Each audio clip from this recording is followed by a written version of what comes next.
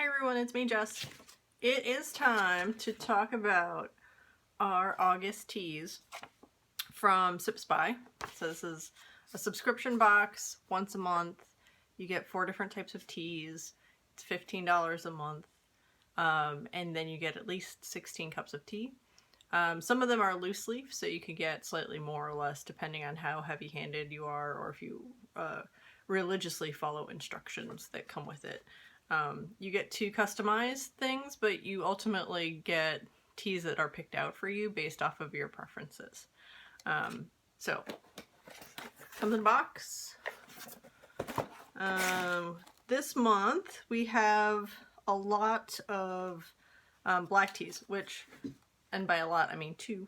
So 2 blacks, 1 green, and 1 herbal. We'll start off with the one that I was kind of excited about and then strangely disappointed by, which is the Stash Double Earl Grey. So in my very first video I talked about how much I loved Earl Grey. I think in my last video I talked about that too because it's a real thing for me. So I thought, ooh, Double Earl Grey should be that much better. There's something about this particular tea that I don't love.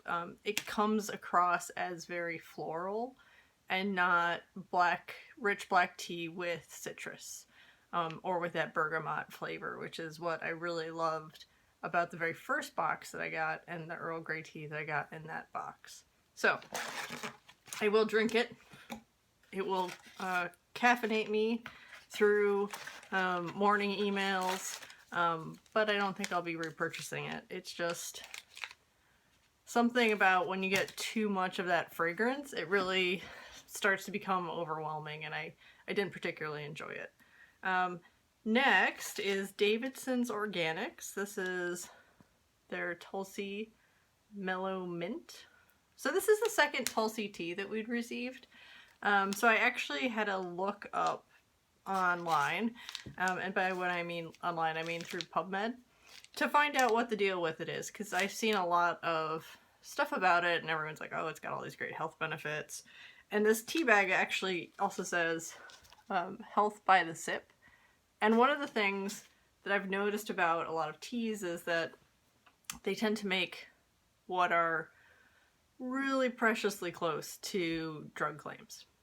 I work in the food industry, so when I see that sort of skirting that line, it makes me a little concerned that a lot of people are just going to read the box and think that it's going to be a stand-in for treatments that they should otherwise have. So I looked up Tulsi. It's holy basil, or basil. It's used in Ayurvedic medicine, and it basically is supposed to be a treatment for anything where inflammation is a problem in the body. So I've seen things for anxiety, diabetes, high blood pressure, digestion, basically anything that you can think of. It's recommended that this is a potential use. So I did look up what's available in the scientific literature, and there are a lot of studies.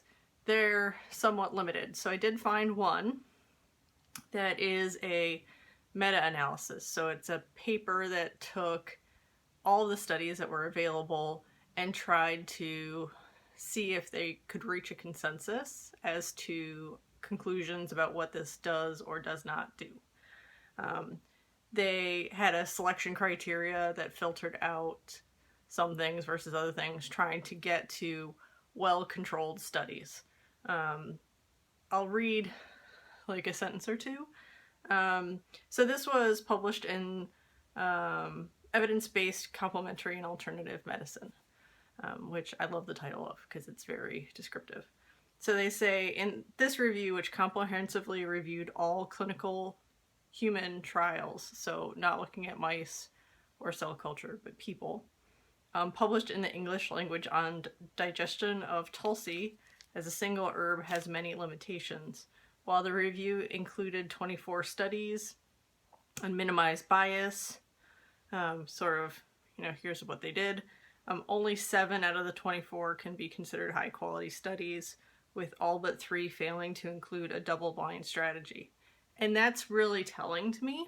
Not to say that they're bad, but I really think if you're trying to parse out whether something is truly effective, a double-blind study where the patients don't know what medicine they're getting or what herb they're getting versus not, and the doctors not knowing that, is really the best way of doing it. So, the good news is it's an herb that very few people react badly with, and this tea was delicious because it also includes mint. So I will drink it. I don't think it's going to do anything for me health-wise, but, you know, I enjoy it. I'm just going to kind of roll my eyes if I see health claims on tea, because it seems to be a thing that's happening more and more often. Like this one, although if you notice on the package, they have this little, oh, focus. They have this little cross symbol, which you may see a lot on dietary supplements, and that's kind of the asterisk that says if you, well, it doesn't actually say. If this was in a box, that little symbol then says these statements have not been evaluated by the FDA. So we're making claims, we're not going to support them, we're not saying it's true, we're just going to make claims. This is the TNI Keep Healthy Company Ginger Peach Energy Tea. So it's a black tea with ginger and peach. I thought that this was delicious. I also thought that this was really similar to Revolution Tea's ginger peach tea, which is available in the grocery store. So if you wanted to try something very similar, I think that would be a tea dupe. But I'll drink it. It's organic. It smells good.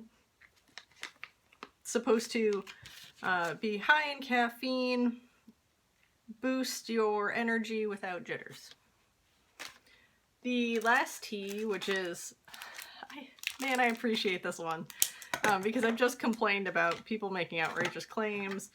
And this one is made of tea and nothing else.